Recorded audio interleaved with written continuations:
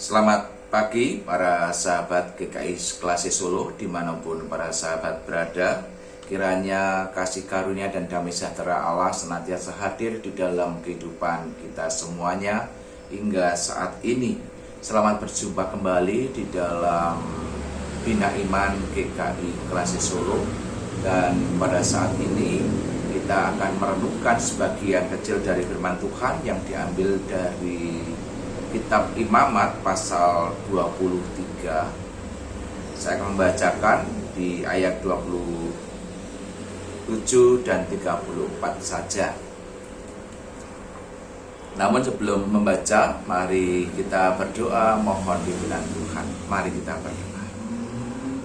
Allah yang Maha Baik, kami bersyukur untuk perlindungan-Mu di dalam istirahat kami pada malam hari tadi, dan kami di pagi hari ini boleh kembali Engkau bangunkan, boleh kembali menghirup udara segar-Mu untuk melanjutkan kehidupan kami pada hari ini.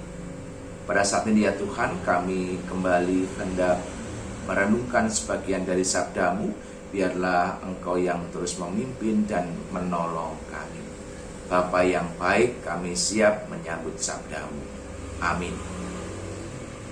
Saya akan membacakan Kitab Imamat pasal 23 hanya di ayat 27 dan 34.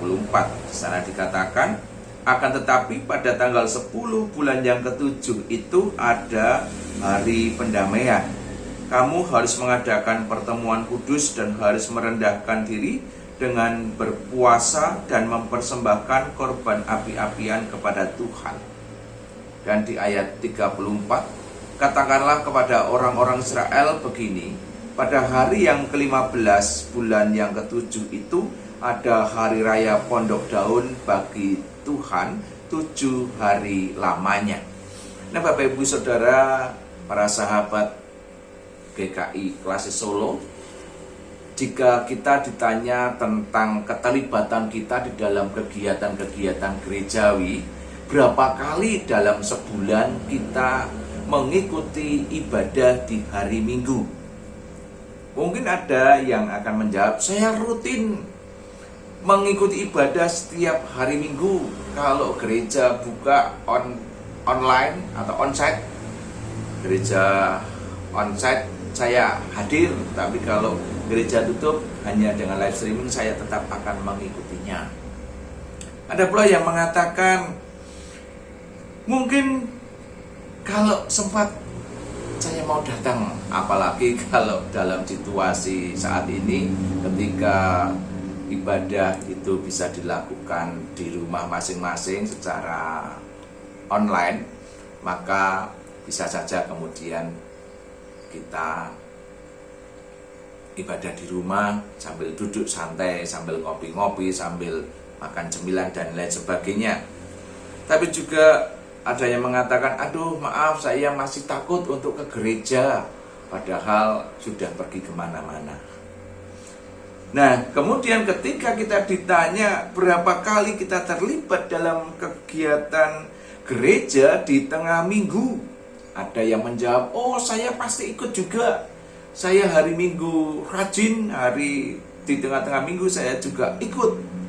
Tapi ada yang menjawab, ya kadang-kadang kalau tidak hujan, kalau sempat, kalau tidak ada kegiatan di luar. Tetapi ada juga yang menjawab, saya tidak pernah ikut kegiatan-kegiatan di tengah minggu. Yang penting saya sudah ikut ibadah di hari Minggu, itu buat saya sudah cukup. Ada orang yang mengatakan itu. Nah kemudian ketika ditanya pula, apakah Bapak Ibu Saudara hadir di dalam kegiatan-kegiatan hari raya gerejawi? Ada yang menjawab pasti hadir, karena memang biasanya mereka hadir hanya di hari-hari raya itu. Jadi sebagai orang-orang Kristen yang disebutnya sebagai kristal, Kristennya pas hari Natal saja, atau kalau pas hari Paskah saya lupa namanya itu sebutannya. Jadi Kristennya hanya di hari Natal dan juga di hari Paskah. Di minggu-minggu yang lainnya, di hari-hari yang lainnya tidak pernah hadir. Ada orang-orang yang seperti itu. Ada pula orang yang menjawabnya, saya selalu terlibat aktif di dalamnya. Bahkan saya boleh dikatakan tidak pernah absen untuk menjadi panitia di dalam kegiatan-kegiatan hari raya gerejawi itu. Itulah fakta yang terjadi di lapangan, yang muncul di dalam kehidupan bergereja ketika umat Tuhan ditanya berkaitan dengan keterlibatannya di dalam kegiatan-kegiatan gerejawi. Ya kalau sedang sakit atau memang sedang ada sebuah tanggung jawab yang tidak bisa ditinggalkan, atau sedang pergi keluar kota, ya nek buat saya oke lah, masih itu alasannya masih masuk akal dan masih bisa diterima. Tetapi kemudian kalau jawabannya males datang ke gereja, kan doa di rumah udah cukup. Nah, ini menjadi sebuah pertanyaan buat kita semuanya kalau jawabannya seperti itu. Atau ada kegiatan tetapi sebenarnya kegiatan itu masih bisa diatur, masih bisa ditata waktunya. Padahal kalau kita pikir kegiatan-kegiatan gerejawi pada masa sekarang ini tidak seribet dengan kegiatan-kegiatan peribadatan seperti pada zaman Israel dahulu. Nah, kalau kita melihat di dalam bacaan kita di dalam kitab Imamat pasal 23 ini, sebenarnya kitab ini berisi tentang beberapa hari raya yang penting di dalam tradisi Yahudi. Di dalam keseluruhan pasal 23 ini ada paling tidak disebutkan 6 hari raya. Yang pertama adalah hari Sabat, di mana hari ini mengingatkan kita sebagai umat ciptaan Tuhan. Hari Sabat digunakan sebagai waktu untuk beribadah kepada Tuhan. Kemudian hari yang kedua adalah hari Paskah, di mana hari itu mengingatkan akan kasih Allah yang telah membebaskan umat Israel dari perbudakan di tanah Mesir. Nah, hari Paskah ini harus dijalani selama 7 hari penuh, makan roti tak beragi. Yang selanjutnya adalah hari raya penuaian, di mana mereka di saat menuai pertama kali itu diserahkan kepada Tuhan hasilnya. Dan yang keempat adalah hari raya Pentakosta atau hari raya 7 minggu, di mana hari raya ini disebut untuk memperingati penyerahan hukum Taurat di Gunung Sinai. Kemudian yang kelima, hari pendamaian yang barusan kita baca di ayat 27. Hari pendamaian ini, pada hari pendamaian ini tidak boleh melakukan pekerjaan, harus berpuasa dan merendahkan diri di hari pendamaian. Kemudian yang keenam adalah hari raya Pondok Daun, seperti yang tadi kita baca di ayat 34, hari raya Pondok Daun. Dan pengaturannya ini senada dengan hari raya Paskah. Nah, semua hari raya yang dinyatakan di dalam pasal 23 ini menjadi respon umat Israel terhadap Allah yang hadir dan melibatkan diri di dalam kehidupan bangsa Israel. Apa yang Allah lakukan di dalam kehidupan bangsa Israel? Kita sudah tahu bagaimana Allah terus menyertai kehidupan mereka, memberikan penyelamatan ketika mereka mengalami penindasan, ketika mereka mengalami perbudakan di tanah Mesir. Kemudian Allah pun juga tetap hadir di tengah-tengah bangsa Israel ketika mereka sedang mengadakan perjalanan di padang gurun selama 40 tahun. Dan juga ketika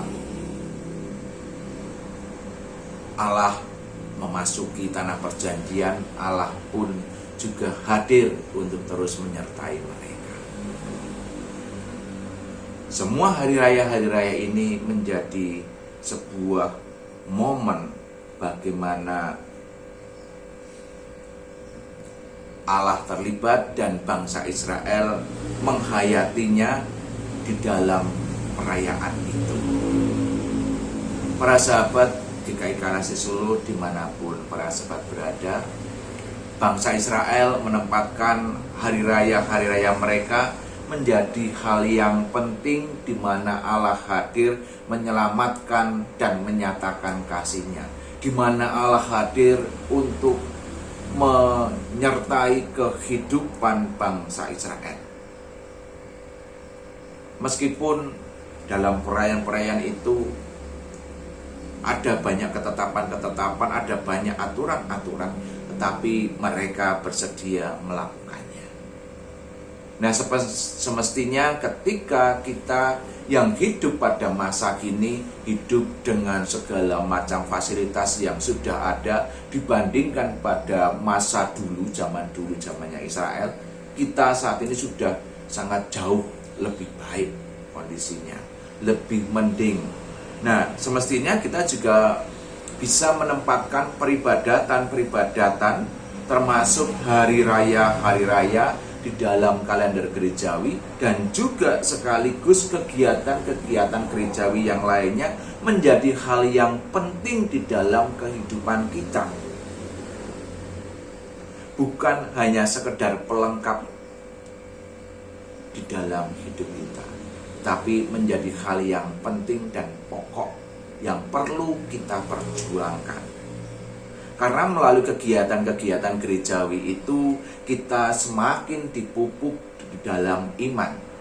Kita juga semakin menyadari keterlibatan Allah di dalam kehidupan kita melalui karya kasih-Nya yang sudah menyelamatkan kita dan juga melalui penyertaannya di dalam kehidupan kita, di dalam segala situasi dan kondisi yang kita hadapi. Allah senantiasa memelihara kehidupan kita.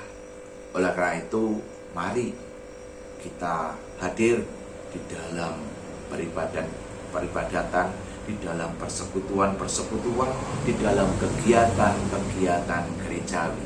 Jangan kasih kendor, tetap semangat. Selamat memasuki kehidupan yang baru, anugerah Tuhan ini. Tuhan memberkati kita semuanya. Amin.